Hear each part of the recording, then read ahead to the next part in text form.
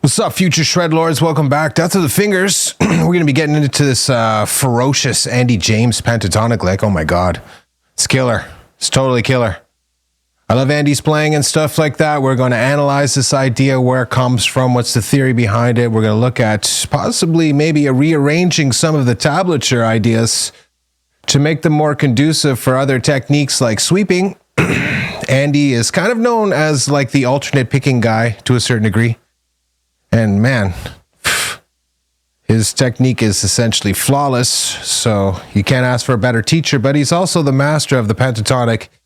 And what he does here with the substitution of other notes from the major scales and the modes and whatnot to create this cascading effect is obviously a very useful tool. And again, essentially is another representation of many times when I've mentioned to people that you have to essentially say, take this scale, the minor pentatonic, and then start learning how to factor in the major scales. Right, in this case, you're into the Mixolydian, right? Into the Aeolian there. So that's the next kind of step, and he's basically doing that. And even more advanced, he's essentially overlaying this Aeolian mode with the pentatonic, which essentially is what I've been saying for like 2 months now. I know.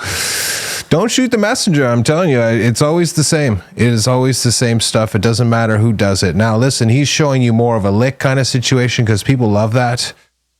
But remember, knowing how to decode something like this and understand the theory is truly the way forward in terms of freeing yourself as a musician. It's like being able to analyze a problem and use math to solve it, or some other sort of skill set, right? Reading a recipe and being able to make a great meal from that is essentially the same thing. You have to be able to either engineer it or reverse engineer it in this case, because it gives you some sort of inspiration, if you will, to be like, I really love what he did there. What is that?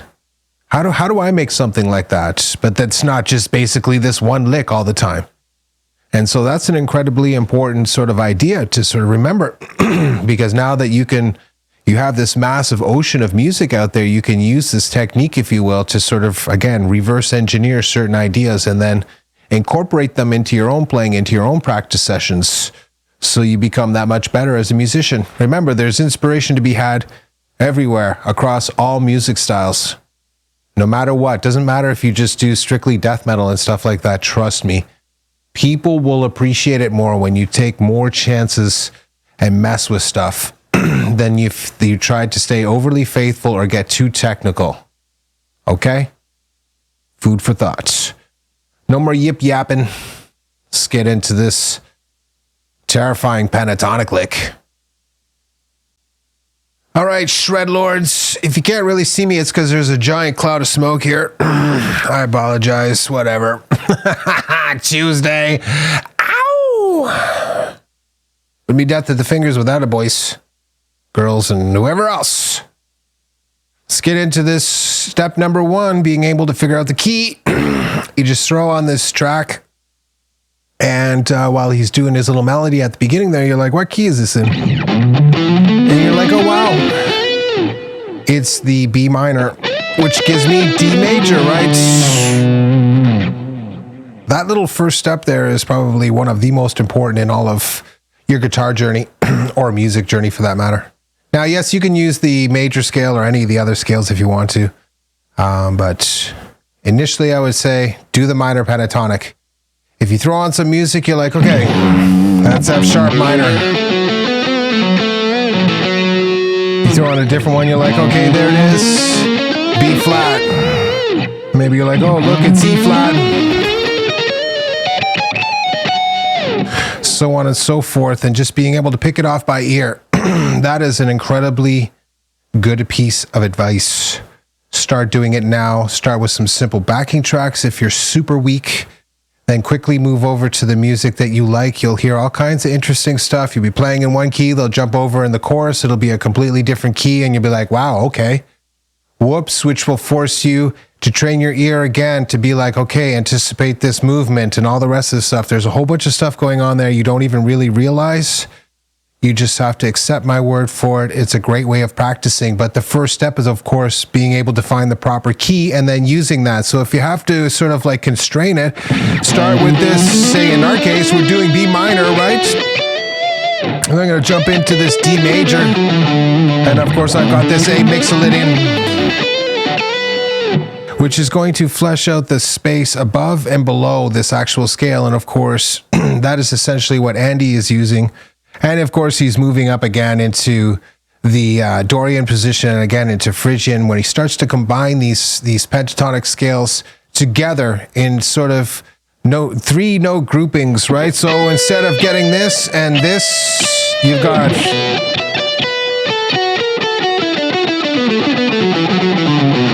But that's... And so on and so forth. It's when you do the 3 ones, it's hard to go back to doing the sort of like shifting between and stuff. It's silly. Okay, it's just a way of being more efficient about playing these things.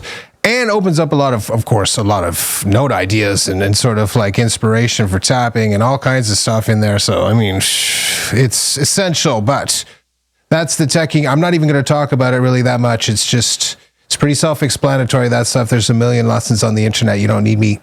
But this ascending sequence is where the really juicy aspect of it works out. So let's take a look at just the lick itself. He's essentially starting on 7-10 and then jumping up to the 9th fret on the A string here. That's the first chunk, this 3-note grouping, right? And I want you to think about breaking down these licks when you're starting to break them down in your mind, just like this, right? So we figured out the key.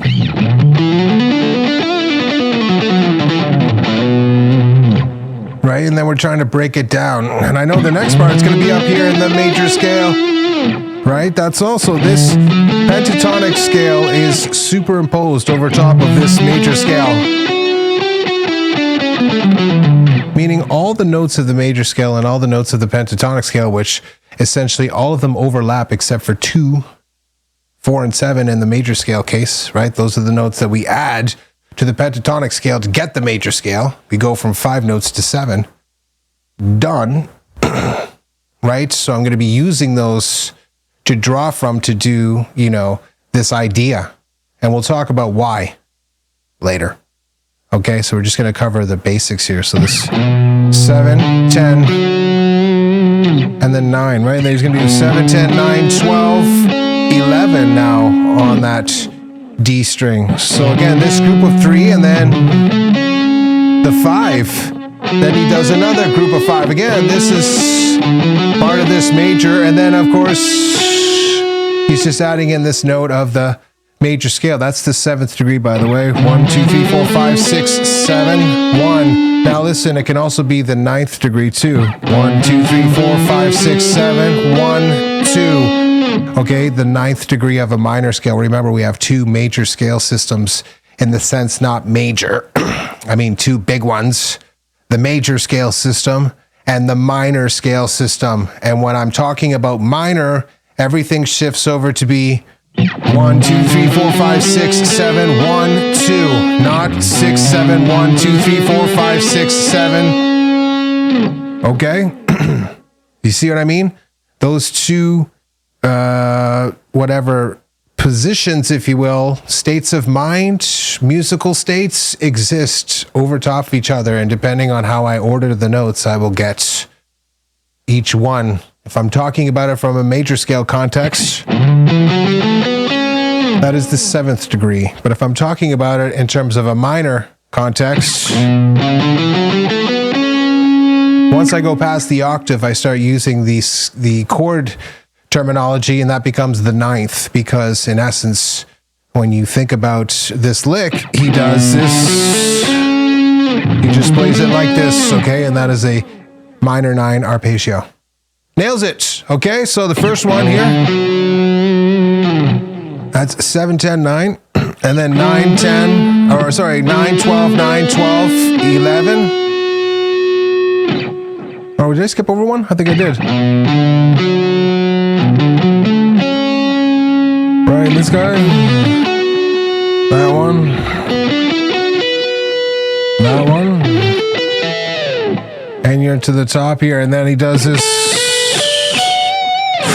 Now listen, we're going to talk about some of the variations in the next section here, but and then after that you start to get into this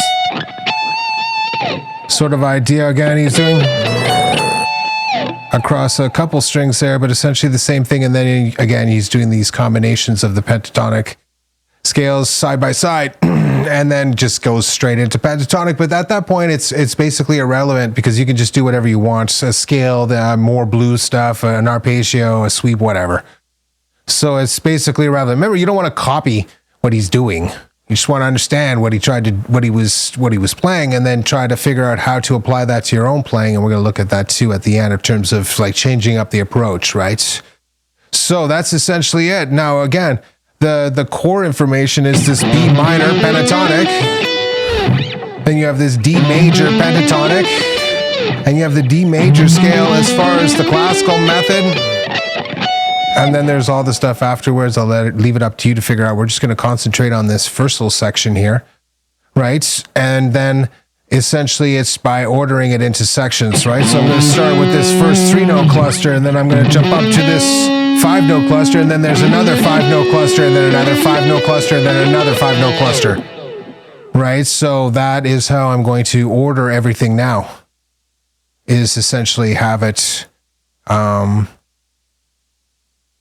broken into those pieces, and then I can keep going, of course, and then right, so on and so forth. But we're going to get into the next session now to look about how we can sort of potentially reorder some of these notes to well, actually no, what we'll do first is we'll look at the actual theory here. What is this stuff that he's doing here, like these scale fragments and whatnot? We just talked about a little bit there, but let's look more at these arpeggios.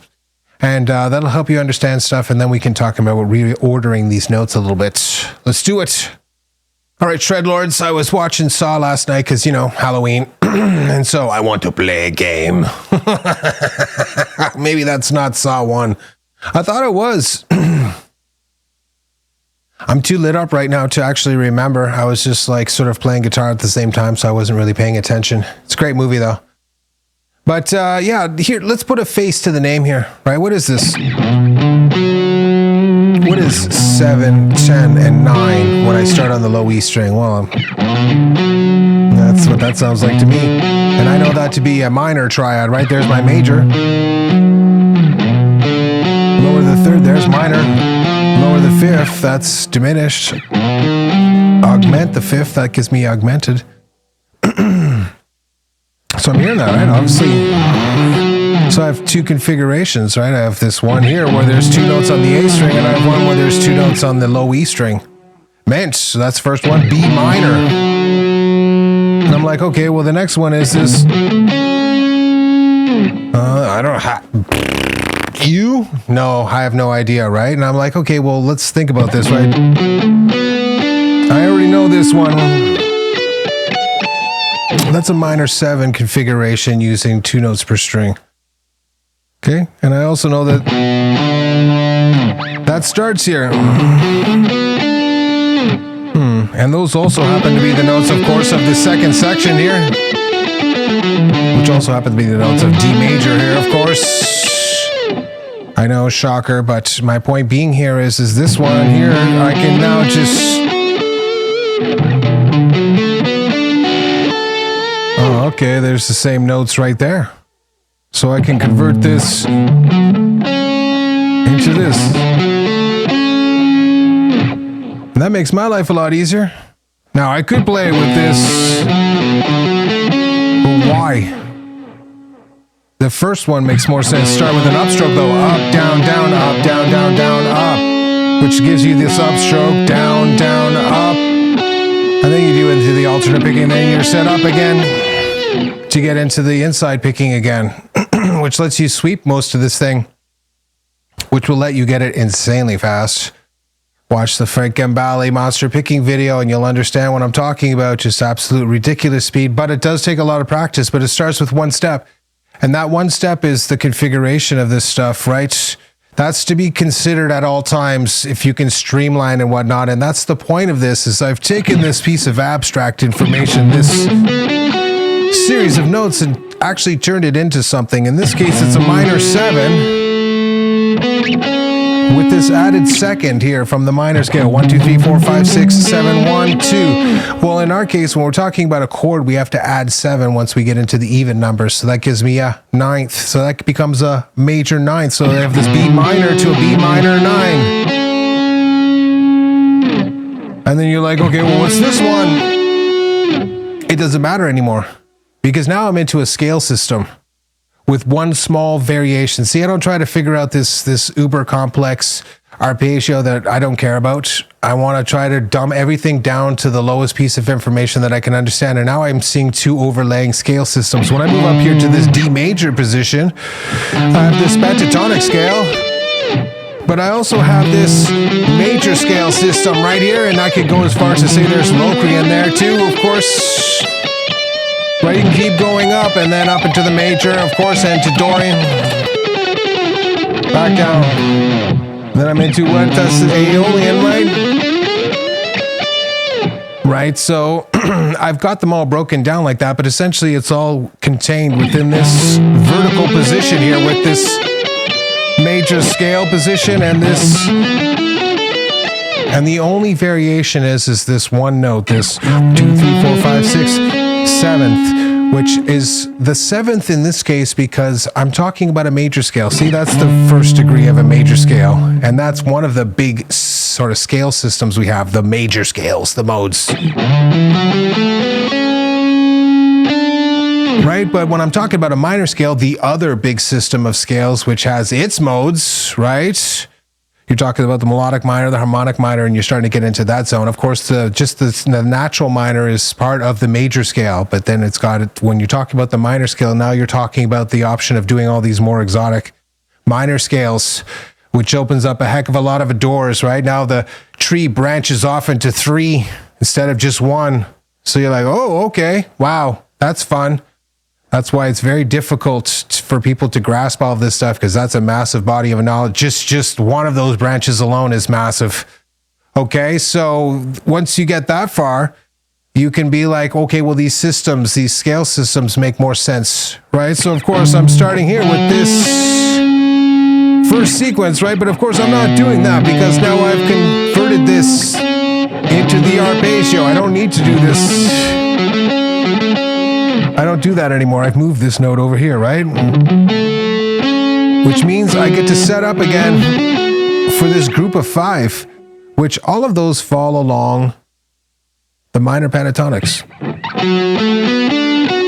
And this is where you get into the idea of displacement. And if I look at this B minor pentatonic, the first note here that makes sense would be this 7th fret on the A string, right? But no, I'm going up to the 9 here. And that's what I call displacement. You just basically avoid the note you're supposed to go to and move it either up, and you could also say you could move it down or whatever it is. Any interval you want, but realistically speaking, in this case, he's just moving it to the next available one in the sequence to keep it simple and on the next string, obviously. So when it came to technique, it didn't become a total nightmare.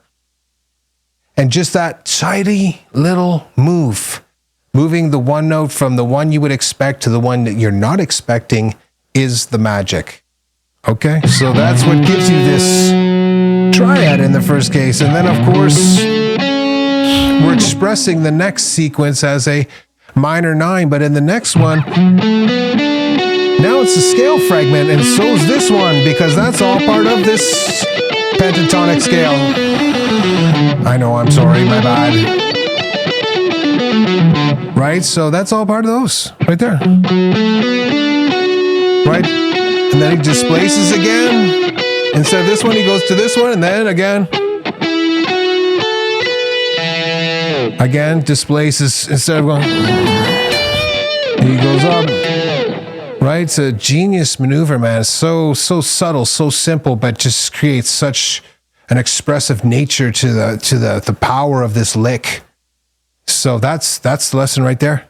This idea of displacement, moving to a note that you don't expect, and then trying to figure out a sequence like that, and then, you know, breaking down the scale system and whatnot. But there's an absolutely ferocious sort of like take on that, right? So you basically wanted to start breaking these things down.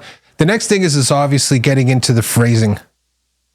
Now, of course, you can play it at super shred level like Andy does. Good luck. But the thing is as far as most people are concerned, the practice stuff, try to break them into smaller size chunks, like meaningful size ones. So in this case, you have like these two first chunks, the group of 3 and then the group of 4, right? There's 1, 2, 3, 1, 2, 3, 4, 5, right? Sorry. And then I'm going to move to the next one, 2, 4, 5, 1, 2, 3, 4, 5, right? And then 1, 2, 3, 4, 5, end. Right, okay, and then again, I'm just using the notes of a major scale there. Which one is on? Mixolydian. Oh, look, I'm into Lydian now. Phrygian, okay, so that's how that is. That's where you're starting to, again, get really thinking about what it is that you're doing. You're not just on autopilot anymore. You're not trying to copy somebody else. You're really trying to be like, what is on if I want? You're using it as a small fragment for a melody now.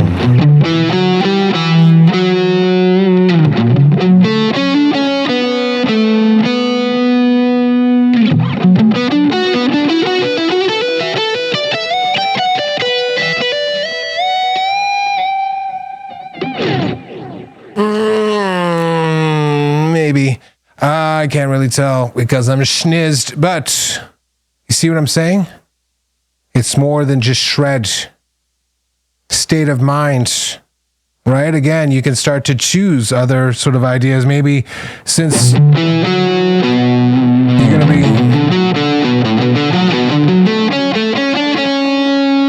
to get more of a sequence feel, right?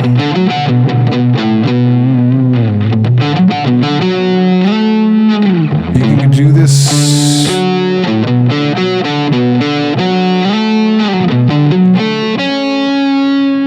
See me building on each one there. That was the first one. Going back to the previous note, but then sliding up.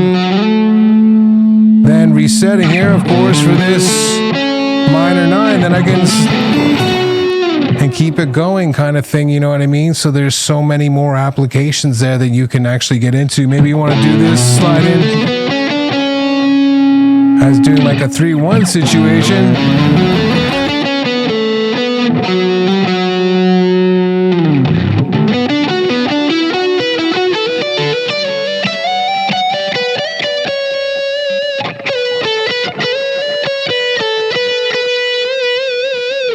So on and so forth, right? So figure out the key, B minor.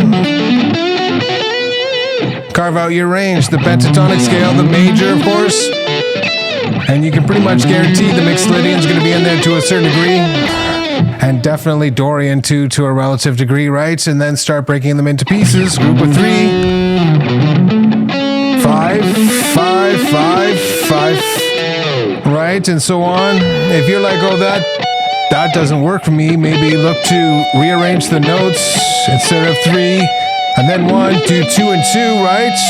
Shifting your hand to get to the next one, so on and so forth, right? And then think about phrasing when you start to practicing it. If you're just going to be